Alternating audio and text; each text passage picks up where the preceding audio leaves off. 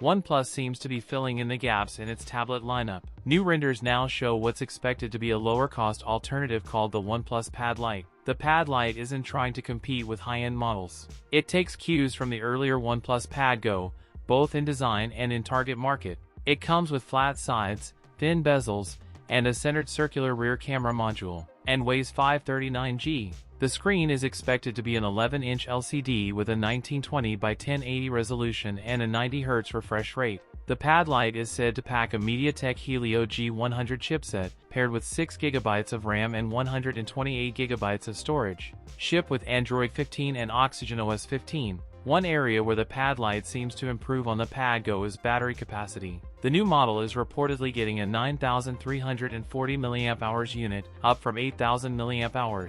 The leak doesn't reveal anything about the price or release date. We will keep you in the loop if we get any updates.